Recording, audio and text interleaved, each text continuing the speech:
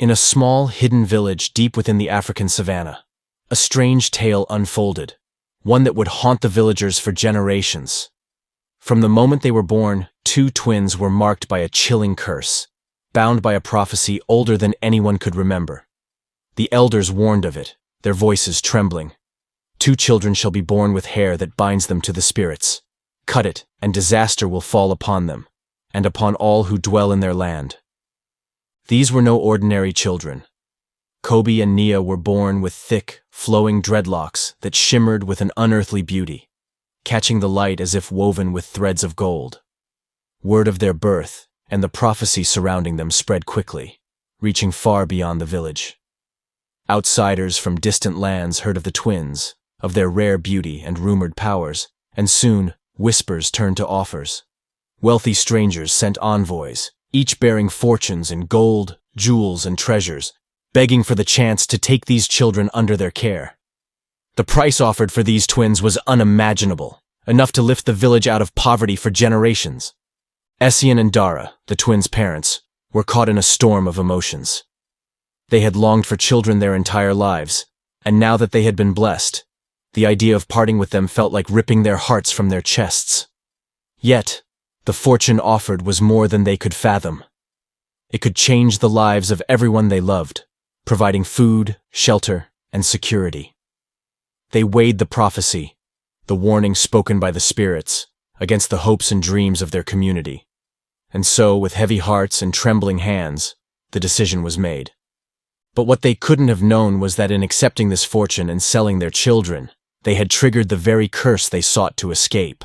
The spirits had warned them, and now, misfortune would come in ways no one could predict. Years passed, and the twins grew under the watchful eyes of their new guardians, wealthy patrons who saw them as rare treasures, symbols of fortune and mystery. But despite the luxury that now surrounded them, the curse's grip remained. No wealth, no distance could erase the ancient words. The twins' hair must never be cut. It was their bond to the spirits, their lifeline to the unseen world. And though they didn't understand it fully, Kobi and Nia could feel it. A weight that hung over them, a shadow that grew darker as they did. As the twins aged, their differences became apparent. Kobi was calm and wise beyond his years, often retreating to quiet places to observe the world. People said he had the soul of an elder in a young body. Nia, however, was fiery and adventurous, a force of nature with an unyielding spirit. She was the one to lead, to push boundaries, to seek out the unknown. Together they were inseparable, yet their paths seemed destined to diverge, as if the prophecy itself demanded it. Yet, for Nia, the weight of the curse was too much. As she grew older, her rebellious spirit ignited, and questions filled her mind. Why should her life be governed by an ancient warning, a superstition she had never agreed to? What would really happen if her hair was cut? Slowly, her curiosity turned into defiance.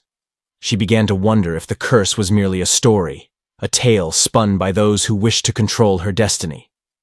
Kobi, sensing her growing unrest, tried to caution her. He felt a deep, inexplicable connection to the prophecy, as though it were a part of him. He warned Nia not to break the rule, urging her to respect the spirit's will. But Nia's curiosity and desire for freedom only grew, like an ember fanned into flame. She resented the prophecy, the restrictions it placed on her, and the silent fear it instilled. And so, with each passing day, her resolve to break free from the prophecy strengthened. The first test of the prophecy came one evening, when Kobi noticed a young child cornered by a wild animal at the edge of the village. Without hesitation, Kobi placed himself between the child and the beast, his calm bravery stunning the onlookers. His courage earned him the admiration of the village, who watched in awe as he seemed to channel a power beyond himself to protect those he loved. For Kobi, this moment felt like destiny, a calling perhaps from the spirits themselves. But for Nia, it stoked the embers of jealousy. Seeing her brother praised, treated as a hero, filled Nia with a mix of admiration and envy. She yearned to prove herself, to break free from the shadow cast by both the prophecy and Kobi's calm, unwavering nature. And so, driven by this longing, she made a choice that would alter the course of their lives forever. One night, while the village lay in quiet slumber, Nia approached her parents, her eyes bright with determination. She pleaded with her father, asking him to cut her hair, to release her from the prophecy's hold.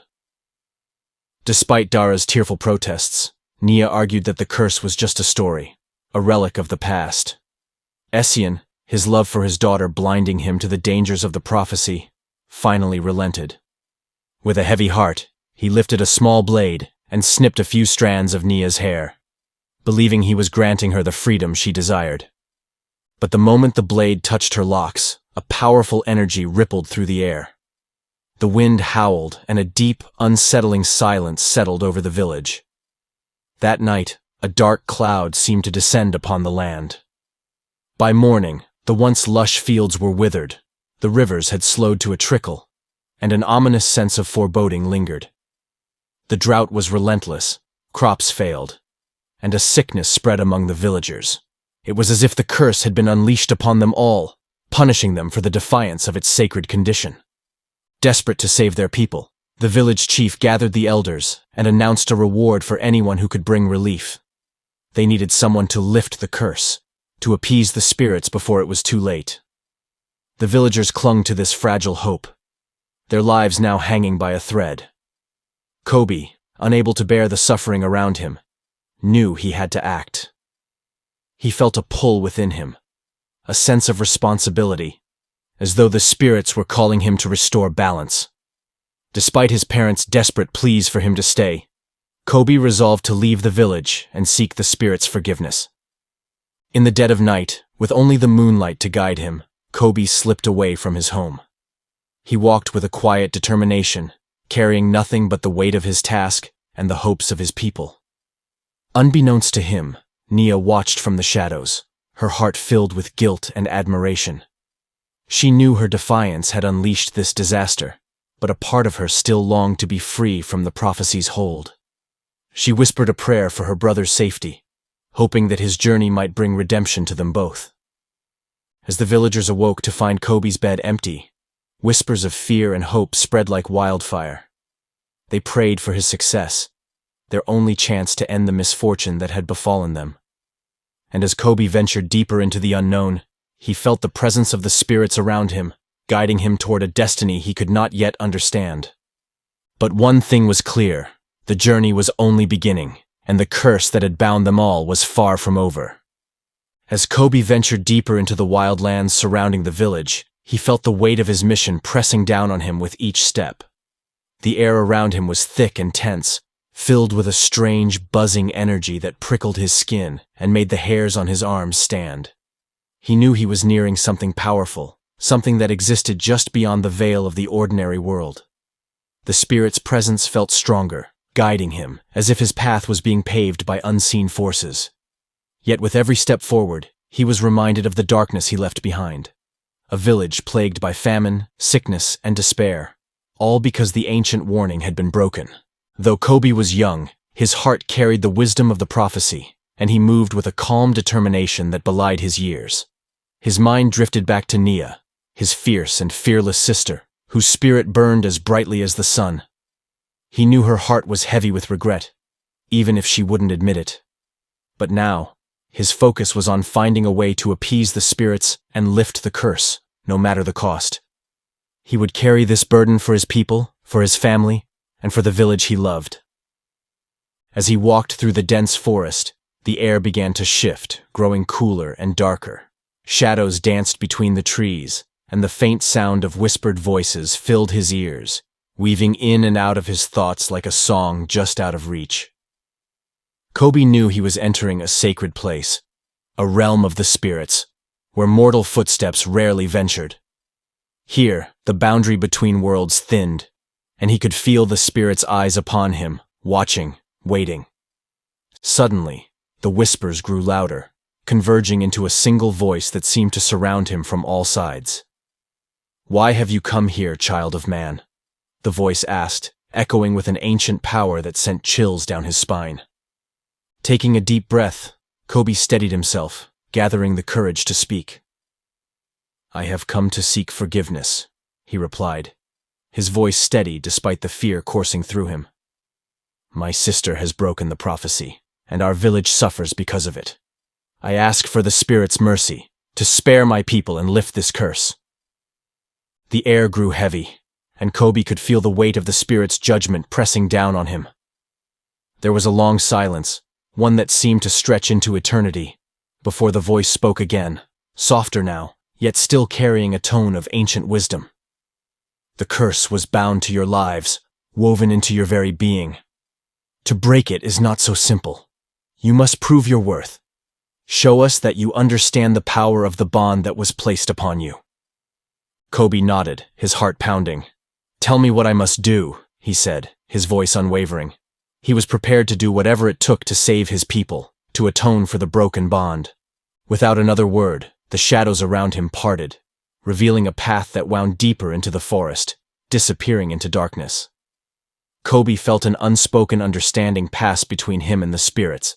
This was a journey he would have to take alone, facing whatever trials awaited him with only his faith and determination as his guide. Back in the village, Nia felt the weight of Kobi's absence keenly. She knew he had left to seek the spirit's forgiveness, to atone for the curse she had unleashed. Guilt gnawed at her, a constant reminder of the choice she had made and the suffering it had caused. She found herself visiting the edge of the forest each night, staring into the shadows, hoping to catch a glimpse of her brother returning safely. But as the days turned to weeks, hope began to fade, replaced by an unbearable ache in her chest. Driven by a mixture of fear and desperation, Nia decided she could no longer wait idly. She knew that if Kobi was to succeed, he would need the strength and support of his family, even if he didn't know it. Gathering her courage, she slipped into the forest under the cover of night, following the faint trail left by her brother's footsteps. The forest was an entirely different world at night, filled with strange sounds and fleeting shadows that seemed to follow her every move. Yet Nia pressed on, her heart guided by the faint connection she still felt to Kobi. She could almost sense him, a thread of energy that bound them together even in their separation.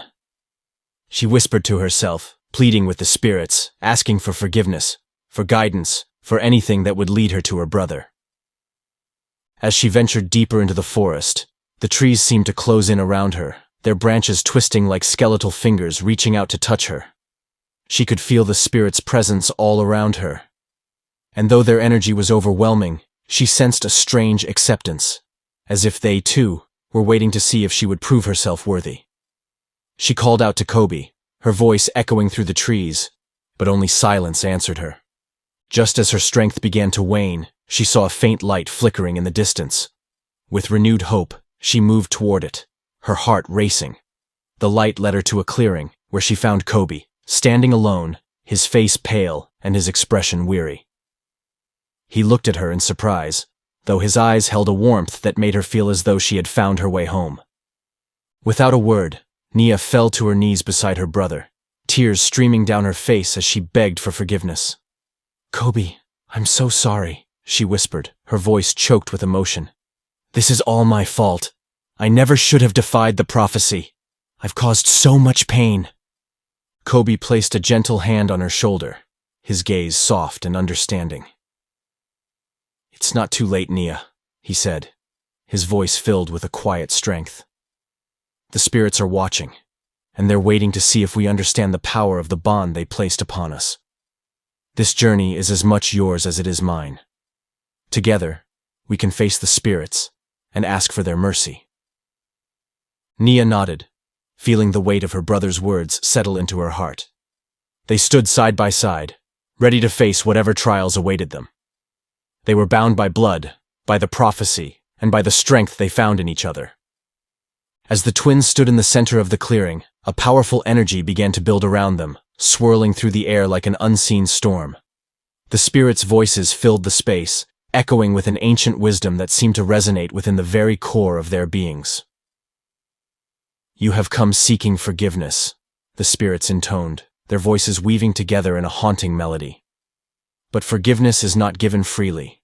You must prove your worth. Show us that you understand the power and responsibility of the bond that was placed upon you."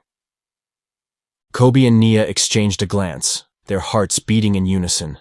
They knew that this was the moment they had been led to, the final trial that would determine their fates. Taking a deep breath, they each extended a hand toward the spirits, offering themselves as vessels of the prophecy, ready to fulfill the destiny they had once resisted. In that moment, a light began to radiate from their hands, growing brighter and stronger until it enveloped them completely. The spirits' voices rose, their words filling the air with a sense of both awe and reverence. "You have proven your understanding," they said. "The curse is lifted, for you have shown that you are bound not by fate alone, but by the love and strength you carry within." As the light faded, Kobi and Nia found themselves back at the edge of the village, the familiar landscape bathed in the soft glow of dawn. They felt different, changed in a way that went beyond words. The weight of the prophecy had lifted, leaving them with a newfound sense of freedom and purpose. As they returned to the village, the people greeted them with joy and relief, their faces filled with hope for the future. The fields began to bloom once more, the rivers flowed with renewed vigor, and the sickness that had plagued the village faded like a passing shadow. Together, Kobi and Nia had restored balance, not just to their home, but to their own hearts as well. Thank you for joining Kobi and Nia on their journey through the forest, through the trials of fate and forgiveness. Just as the spirits were fueled by their courage and love, your like will fuel the magic in our stories, helping to create new tales that resonate with mystery and wonder. Tap that like button to bring more stories to life. Each like breathes magic into these tales, helping more powerful and captivating stories find their way to those who need them.